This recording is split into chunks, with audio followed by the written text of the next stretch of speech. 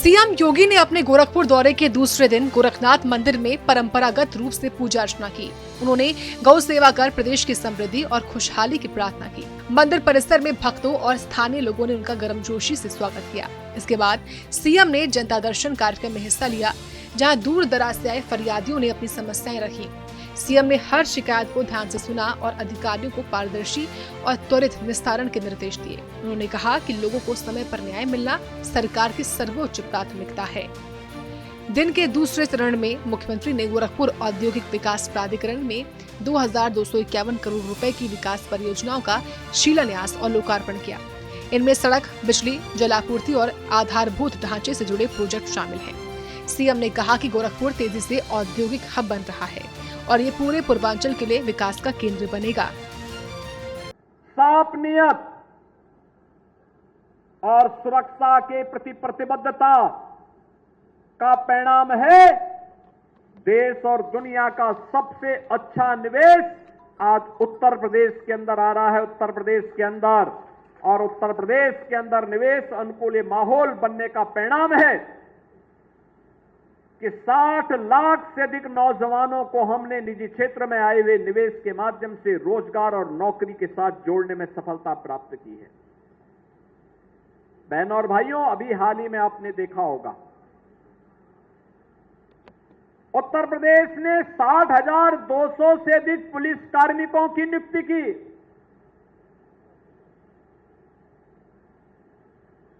और पुलिस के आरक्षी पुलिस में भर्ती होने के बाद उनकी ट्रेनिंग का कार्यक्रम चल रहा है। गोरखपुर जनपद से भी काफी बड़ी संख्या में नौजवानों की भर्ती हुई। आपके गांव में भी, आपके क्षेत्र में भी बहुत सारे नौजवान उत्तर प्रदेश पुलिस भर्ती के बाद ट्रेनिंग प्राप्त कर रहे होंगे। आप लोग उनके परिवार के लोगों को सम्मानित करिए कि आपका पुत्र उत्तर प्रदेश पुलिस का पार्ट बना है। वह सुरक्षा का माहौल देगा, इसके लिए उसके परिवार के साथ उसका संबल बांधे। ये जो कुछ भी किया जा रहा है केंद्र और राज्य सरकार के द्वारा, प्रधानमंत्री मोदी जी के मार्गदर्शन में एक विकसित भारत के लिए, विकसित भारत तब होगा जब विकसित उत्तर प्रदेश होगा।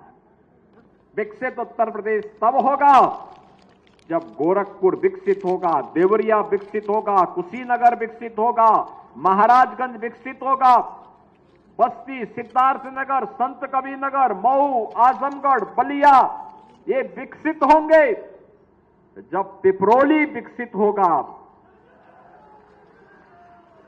जब एक एक गांव आत्मनिर्भर बनेगा, उस आत्मनिर्भरता के लक्ष्य को प्राप्त करने की दिशा में हर जनपद को, हर गांव को, हर नगर निकाय को विकसित और आत्मनिर्भर बनाने के लिए ही ये सभी कार्यक्रम चल रहे हैं।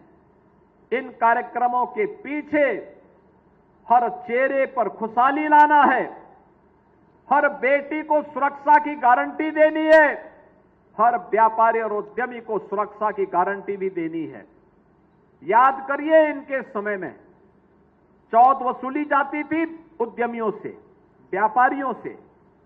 आज कोई किसी व्यापारी से, किसी उद्यमी से कोई इस प्रकार का गुंडा टैक्स नहीं ले सकता है। इस दौरान सीएम योगी ने विपक्ष पर जमकर निशाना साधा और कहा कि विपक्ष ओछी राजनीति करता है। जिस तरह बिहार में विपक्ष ने खुले मन से देश के पीएम को गाली दी, उसी क्रम में यहाँ की जनता उन्हें कभी माफ नहीं करेगी। समय चाहिए, तब हमें विकसित उत्तर प्रदेश चाहिए। शताब्दी संकल्प का ये हमारा मंत्र बनेगा और उस संकल्प के साथ जुड़ने के लिए आज हम सब आपके पास आए हैं कहने के लिए कि गीडा का ये जो निवेश हो रहा है, ये निवेश उस संकल्प को आगे बढ़ाने की एक महत्वपूर्ण कड़ी है, उस कड़ी का हिस्सा है। और ये तब आता है जब प्रयास किए जाते हैं, जब सकारात्मक सोच आती है। नकारात्मक सोच से नहीं आती, गाली गलौज से नहीं आती। ये कांग्रेस, आरजेडी के लोग बिहार में जिस प्रकार के शब्दों का प्रयोग कर रहे हैं, ये अवांछनीय है। ये राजनीति की मर्यादा को पूरी तरह पतन के गर्त पर ले जाने का उनका कृत्य है और शोभनीय है। इसे ये सब स्वीकार नहीं किया जाना चाहिए, कतई नहीं स्वीकार किया जाना चाहिए। बहनों और भाइयों, हम कुछ दिनों के बाद इसी सितंबर महीने में हम शारदीय नवरात्रि के साथ जुड़ेंगे, जगत जननी मां भगवती मां दुर्गा की पूजा अनुष्ठान के साथ जुड़ेंगे। हम दुर्गा सप्तशती की पूजा करते हैं और दुर्गा सप्तशती में हमें एक बात का उल्लेख बार बार हमें करने को मिलता है कि कुपुत्रो जायेत कुमाता न भवति, यानी कुपुत्र हो सकता है लेकिन मां कभी कुमाता नहीं होती है। प्रधानमंत्री मोदी जी की मां के प्रति जिस प्रकार के शब्दों का प्रयोग कांग्रेस और आरजेडी के नेताओं के मंच से हुआ है, यह भारत 140 करोड़ भारतीयों का अपमान है, हर मां का अपमान है, हर भारतीय का अपमान है। और मुझे लगता है कि भारत इस प्रकार की उच्छृंखलता को स्वीकार नहीं कर सकता है। नया भारत इस प्रकार की उच्छृंखलता को कतई स्वीकार नहीं कर सकता है। और इसीलिए आज हम सब आपसे कहने के लिए आए, एक सकारात्मक माहौल, एक स्वस्थ प्रतिस्पर्धा होनी चाहिए। चुनाव में उसी ईवीएम से जब ये चुनाव जीतते थे हम हार को स्वीकार करते थे, लेकिन अगर बीजेपी जीतती है तो ईवीएम दोषी, वोटर सूची दोषी, लेकिन अगर वे जीत जाते हैं तो ये उनका पुरुषार्थ हो जाता है। बहनों और भाइयों, ये कड़वा कड़वा थू और मीठा मीठा गप नहीं चलेगा।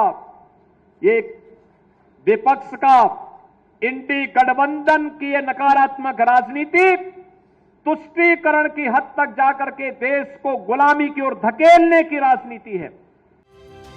सीएम योगी का गोरखपुर दौरा न केवल धार्मिक और सामाजिक महत्व का रहा, बल्कि विकास परियोजनाओं के जरिए पूर्वांचल की प्रगति को नई दिशा भी दी। ब्यूरो रिपोर्ट, सूर्या समाचार।